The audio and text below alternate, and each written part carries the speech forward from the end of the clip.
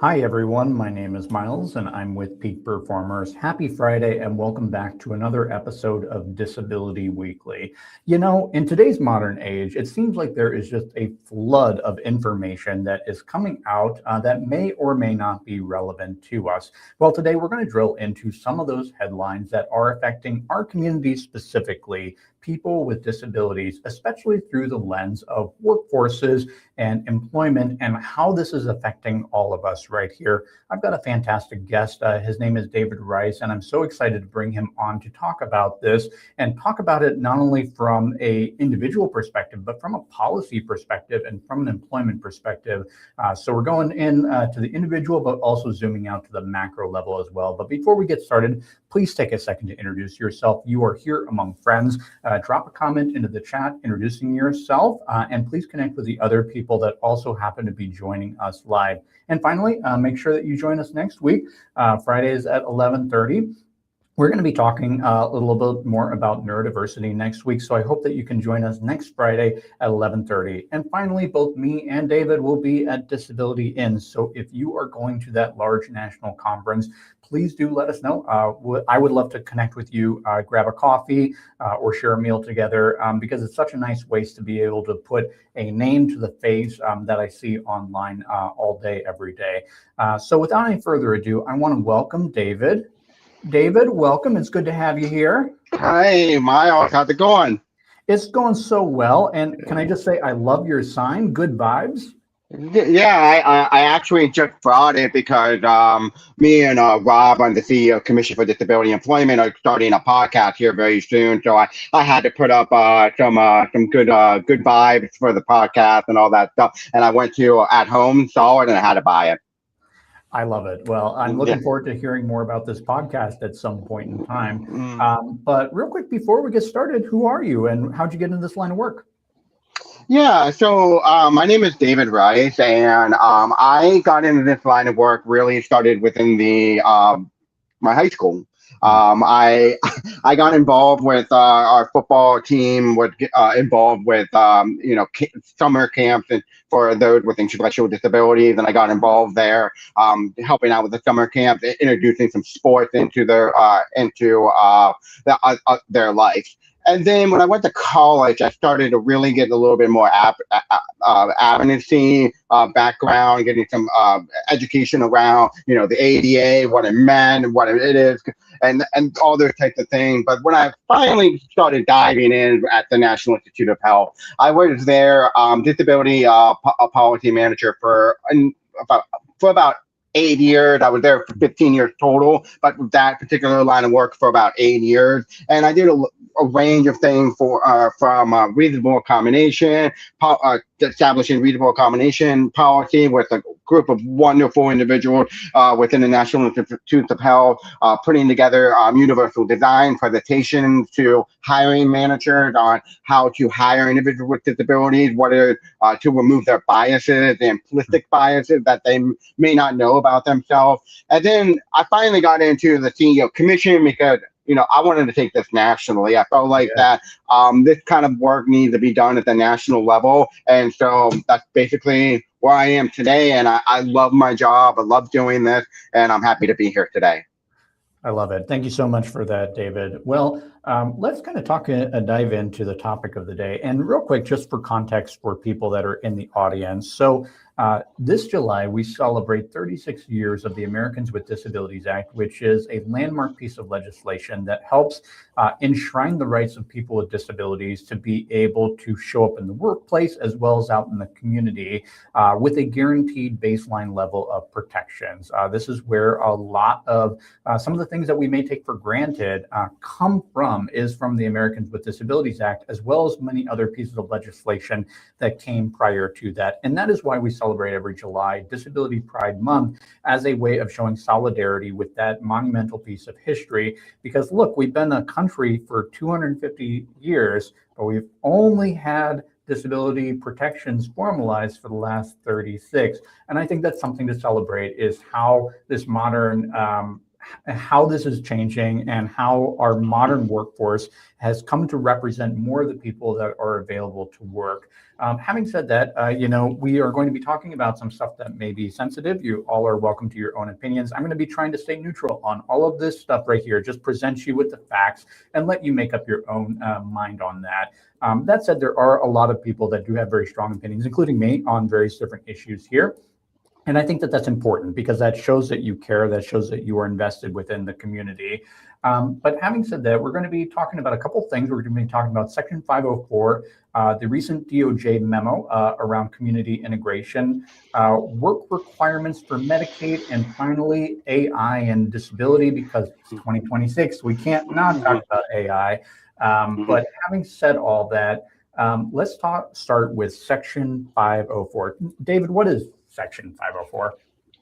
Yeah, so section you mentioned about the ADA, and a lot of the foundational parts of the ADA stemmed from the Section 504 of the Rehabilitation Act of 1973, and the very basis of it is a federal civil rights law prohibiting discrimination against individuals with disabilities and programs, activities, and employment receiving federal financial assistance. So this could be like public schools. This can be any organization that's getting grant money from the federal government.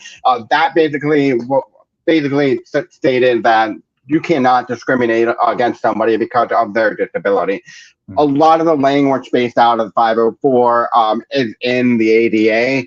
So a lot of people know that we have this ADA. It's been 36 years, but there had been a lot of stuff that's been happening in the early 70s and the late 70s when with the Rehabilitation Act. Yeah, it's such a monumental piece of legislation, and this is one of those unfortunate bystanders of the news cycle that always is so focused on what's new that's coming out. Mm-hmm. So there was to give you a little bit more context, back in 2024, there were 17 attorneys general across the United States that decided to pose a challenge to Section 504. And much of the legal arguments from this came from administration's feelings around including gender dysmorphia as a protected disability class. And we're using that as a justification to pose wider challenges to Section 504. As of right now, there are a total of 6 or 7, I believe it's 6 different states, Texas, Alaska, Florida, Louisiana, Mississippi, and Montana, that have maintained the lawsuit and are continuing to pursue it. So it can be easy to forget about this, but it's so important that we remember and that we do keep it fresh. Is that right? Yeah, you're right. It's part of the 504 originally, where the headline is saying that they backed out. A lot of states backed out, but really the reality was they restructured how they wanted to, for lack of a better word, attack the 504. Originally, they considered 504 to be unconstitutional as a whole, the whole section of 504, and now they're really honing in on institutionalization, where basically where they're stating that that they don't have, you don't have to have a you don't, right now it requires that individuals have that they're, I'm losing my train of thought there, and that happens a lot for me. But basically, where they can be at the integration. So when you're integrating somebody in at their home, that they can be able to get those same services at their home rather than being institutionalized. And these states believe that it should be up to the states to make that determination of how they the best handle 504.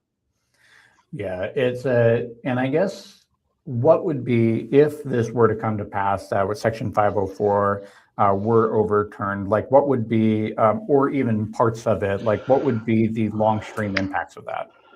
Well, I mean, first of all, obviously this is if it is being overturned, it's still a long way to go there, and that's where our voices are really important.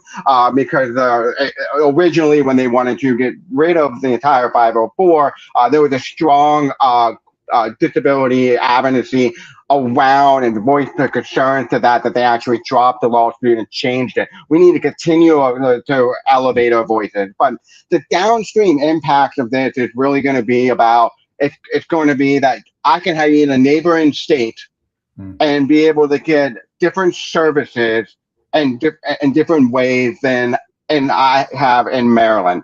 So this is going to impact those that are urban, that you know that are not urban in rural settings. This is going to impact potentially the lower socioeconomic class as well, that may not have the funding to be able to do this on their own and stuff. So that is kind of the downstream, and the thing is that it's not going to happen overnight. And a lot of policy work is about seeing what's the impact going to be downstream, and that's what we really have to keep elevating, and we need to keep for lack of a better word, fighting for, to make sure that we don't take a step backwards on that, because we've already, I mean, with all this in the news, that we're already feeling like that we've taken 2 steps backwards for every step forward, but we need to continue that fight for that. Agreed. And you already teased about it a little bit earlier, mentioning the key words right there. But the next topic is really talking about community integration. And to give you a little bit more background on kind of what's going on right there, community integration largely stems from a court case called the Olmstead decision of 1999, where we had a pioneer disability rights advocate named Lois Curtis. She had developmental and cognitive disabilities, and she was institutionalized for much of her life.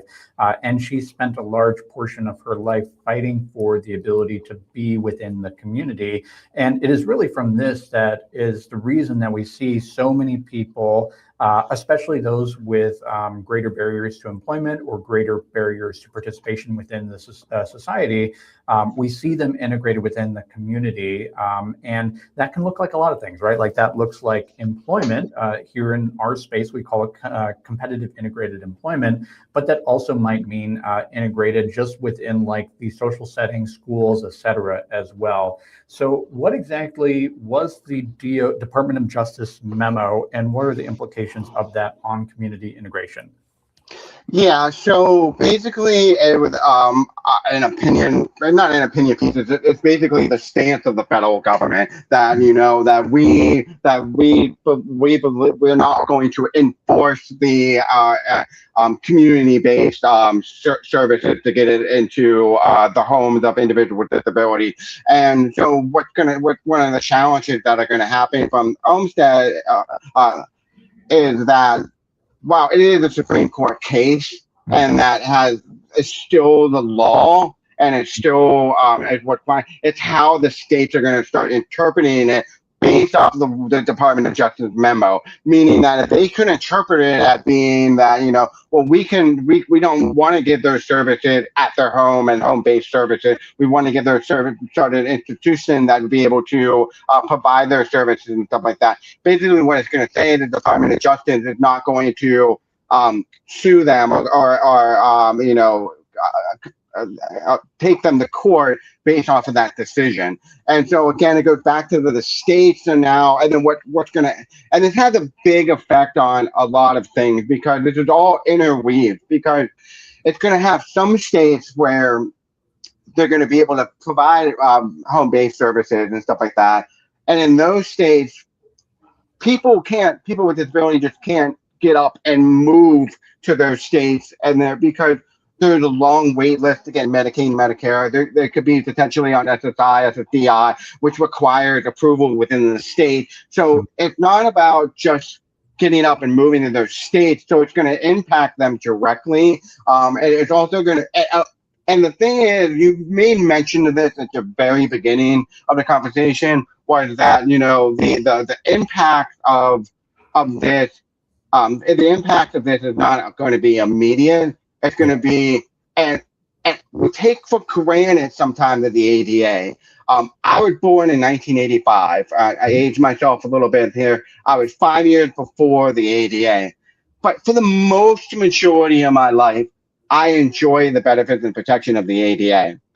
the Yeah. majority of people that are in the workforce today and stuff like that, that are entering the workforce today, that are in school today, they have seen and they have lived through the benefits of the ADA. So they've never seen what it was before. And so it's sometimes hard for a younger generation to activate that if they don't see it or feel it yet. But a lot of policy is to be a little bit of proactiveness and predictive. I'm not saying I can predict the future or anything like that, but you can see the ramifications on it. As you know, too, you talked to me, Miles, earlier that you're a little bit of a history buff. Um, History sometimes repeats itself, and Yeah. we all know about Pennhurst, Wilbuck. There's institutions that were back in the 70s and early 80s where there were horror stories about overcrowding, about not enough services to be able to provide, the cleanliness of the institution, and we've seen the impact of doing institutions Mm. that it's not going to be good. Is the way I can put it that way without trying to be politically neutral. But I also wanted to add that there are some where institution works. I know me being a deaf individual. I was a baseball coach for 8 years for the model secondary school for the deaf, which was basically a boarding school to go get education, right behind Gallaudet University if you're in DC area. And that works for them. And because they were able to have their language, which is American Sign Language, and be their mode of getting educated through their language versus sometimes being in a mainstream is that you're looking at it, you have an interpreter. I was mainstream where I had an interpreter, the teacher, so I'm getting that information secondhand Mm. versus getting it directly from the teacher. So I don't want to say that not all institutions are bad, but the way that the way that it's being approached is that this is looking more like that the institutions of the Wilbook era, the Pennhurst era, and that's something that we want to stay away from, and we don't want to go back to their dark era. I think that all of this depends on context, and I think it comes down to the choice of the individual and the unique circumstances that they experience as well, too. Mm. Because I think yes, and I would be remiss if I were to um, play down the hard work that many people working within institutions are doing to be able to Hmm. support people with various different kinds of disabilities. And keep in mind that that might be a disability like deafness or blindness, but it also might be somebody with a mental health disorder too. So, and that's hard work. And those people are doing it because they care and because they want to make the community better too. But it's also difficult too, because a lot of this is really, you mentioned that how history repeats itself. Sometimes we just happen to have laws on the books that continue to persist to this day that really like surprise people when you tell people out in the community that this still is a thing and still exists. It's only fairly recently that we got rid of, if I recall, the ugly laws, which is really kind of like a big piece of that, and why so many of us might feel resentment towards it, where it was illegal, Mm. presumably, to walk around the world as a person with a disability, and they could forcibly incarcerate you for doing so as well. So this stuff comes with so much emotion and baggage and history that's attached to it too.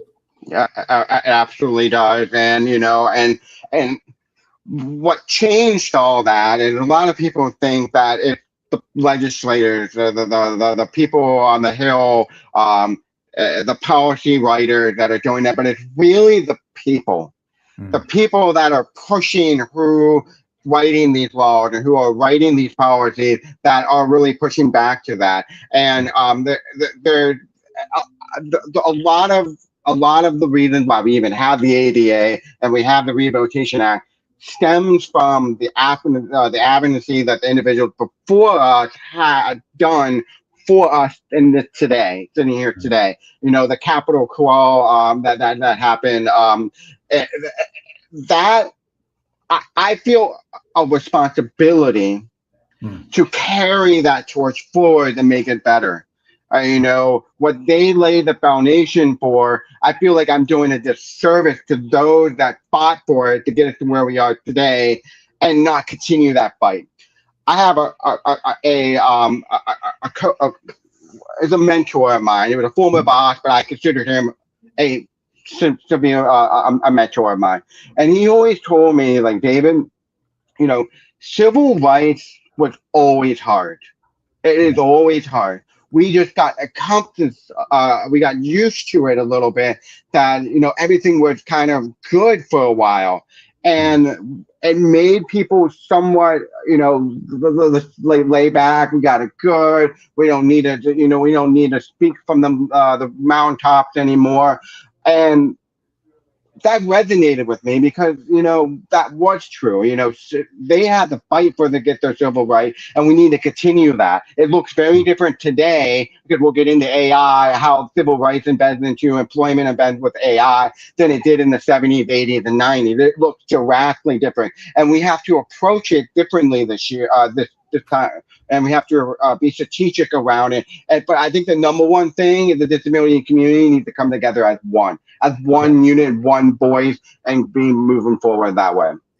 And I think that that's important, even in times where there is resistance, to be able to come forward. And going back to your point, what many people don't realize about the Capitol crawl is it was a result of decades of movement, and particularly, like, there were people who were, many of them wheelchair users, that would go around from state house to state house across the entire country, doing sit-in protests, doing various different other stages of protest.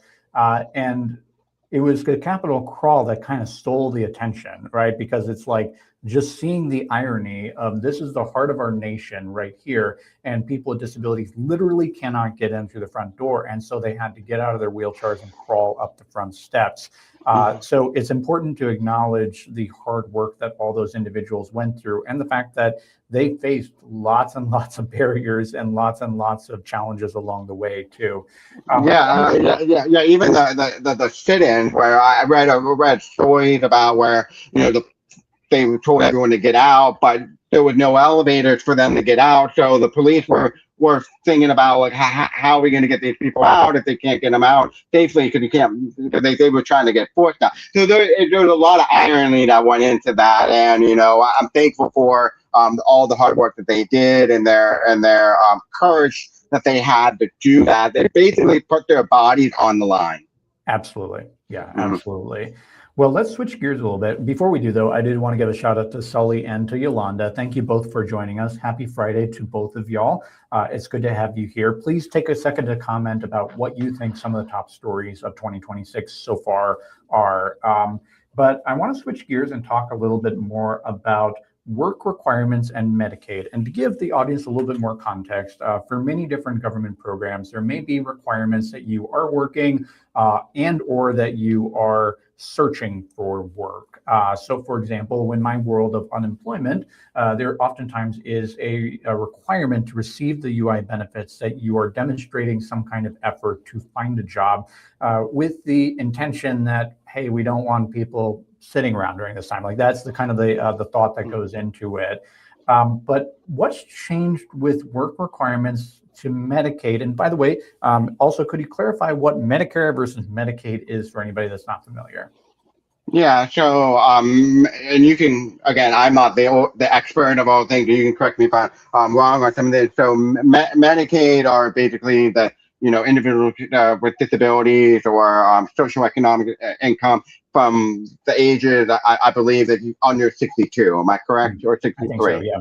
Yeah, okay. And then Medicare is for those that are, older adults and above 60, 62 years old. But the work requirement, the real biggest challenge that we have with the work requirement around the HR1 rule, which, speaking of the HR1 rule too, it was buried within the big beautiful bill.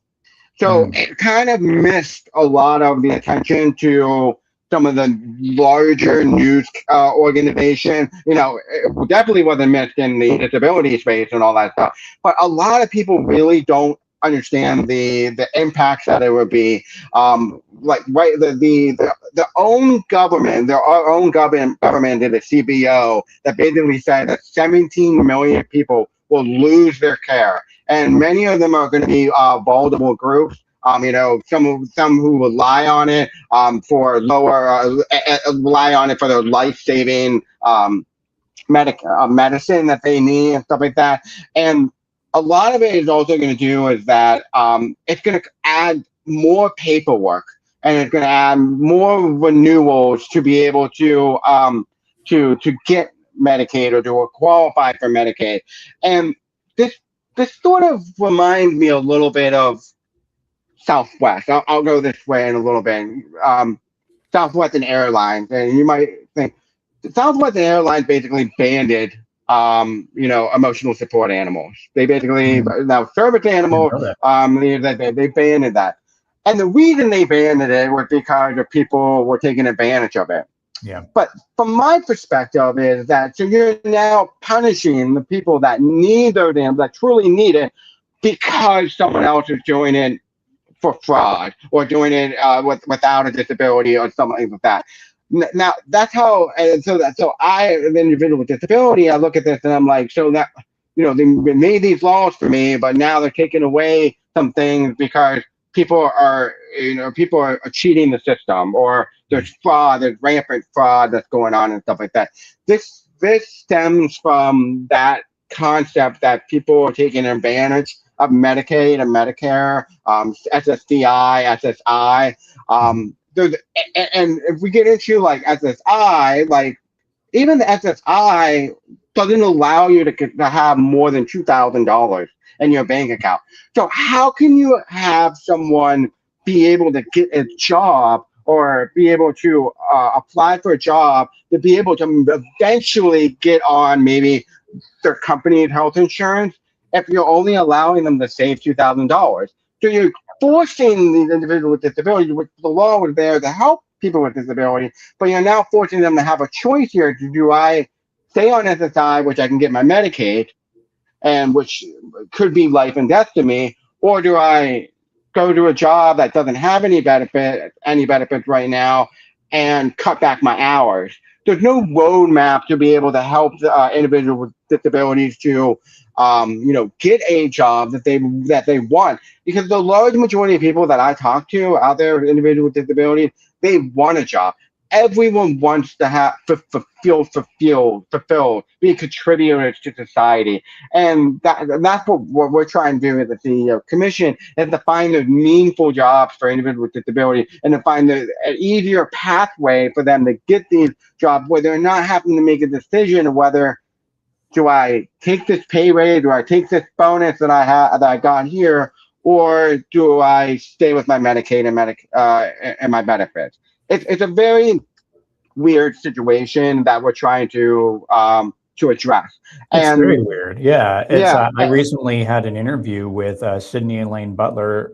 They're actually from Canada, but they have a very similar program in Canada, and they describe it as legislated poverty. And I think that that's so apropos, because you are choosing between uncertainty and a workplace and employment landscape that is filled with bias and filled with barriers and filled with uncertainty, or legislated guaranteed poverty. And I just think that that's such an unfortunate choice that many individuals are forced to make. I did want to kind of ask, though, because many people on the outside of it may see work search requirements, and that sounds on the face of it like a good idea. Like, obviously, we want to make sure that people are trying to move off of benefits, but I think that it's important to recognize that there is variations with disabilities. There are variations with people's ability to participate within the competitive employment environment. And oftentimes, by having these kind of requirements broad across the board, we're not really recognizing some of the barriers that people are facing, either intermittently or temporarily, or from like a long-term perspective. And that's where, like, I think that a lot of this tends to miss kind of the nuance to this argument too. right. And disability. There's a range of disability. Like me being a deaf and hard of hearing individual, I can speak. Not all deaf and hard of hearing speak. I do know American Sign Language, but I am not like second, third generation deaf and hard of hearing, where I'm fluid into sign language. That's what it's missing, though. It's basically putting this broad pen across that everyone should do this without recognizing some of why Medicaid was developed in the first place. They're 100%. not looking at it with why they're developed in the first place. And I want to go back to how this also the government's own CBO said that, like, there's going to be scale backs of the marketplace subsides of this Medicaid plan, and they meant their own government CBO stated that 7 million people who currently get their health insurance on the marketplace, they're going to lose their coverage because of the scale back of the subsidized in exchange for plans that the states get and stuff like that. And so overall, this is about $1 trillion that's going to be removed from Medicaid. And the thing is that, like, there's no off ramping it. If this is the direction that our politicians want to go into and all that, there's no off ramp of it. It's literally like suddenly overnight, not overnight, but like in 2027 coming up, there's going to be $1 trillion less in Medicaid than there was the previous year before. And that is going to be something that we're going to have to look out to. And we're not even also thinking about, the gaps for the rural and underserved population as well, because a lot of Medicaid, basically, when you're in the rural, you don't have access to hospitals or care as much as you are in urban settings. Where I live in DC, I got Johns Hopkins right down the road. We got the National Institute of Health right down the road. We got multiple different hospitals here. But I grew up in Ohio. If you're in a rural area in Ohio, your nearest hospital may be an hour away. And a lot of those hospitals struggle financially because of that. And Medicaid helps provide some subsidizes for that to allow for them to survive up there and be able to serve that community. So you may actually see some shutting down, some hospitals shutting down in these rural areas where that person had to drive an hour away might now have to drive 2 hours away to get the proper care that they need. I think that when it comes down to cost, like, it's always tough to swallow the pill of, like, things costing more. But the reason that we as taxpayers pay into these programs is to help support the most vulnerable people within our communities. And I think that it's important to remember that any person can become disabled at any point in time. Any person could find themselves relying off of these programs. And that's why it is a social services net, is specifically to support you if you should ever choose to need it. And that's a decision that we collectively made as a society, that we want to help support the people that are most underserved and that are facing the most barriers kind of among us. But now it's time to kind of shift, because it's 2026, David, and we couldn't talk about 2026 without AI. I feel like 2 years ago, we didn't even know how to spell AI, but now it's like all we talk about. And there's a recent court case that came out where Meta, as part of their layoffs, I think they reduced something like 10% of their workforce or something, algorithmically targeted people that had been taking time off work. The problem was, and they were doing it from a productivity lens, right? Like, these individuals are working less hours, and so therefore they're the first on the chopping block to get laid off.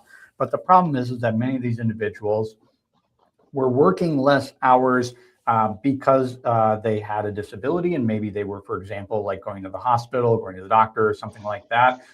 There was also individuals that got caught up with FMLA claims that were reduced in force due to that. This is even in violation of Title VII as well, too. And so it's deeply ironic that we have one of the biggest tech companies in the world that was using tech in a way to target people with disabilities without having any kind of oversight or additional second thought on it. But I think that this speaks to the bigger issue, is that, correct me if I'm wrong, but there's really not any policy for AI right now, right?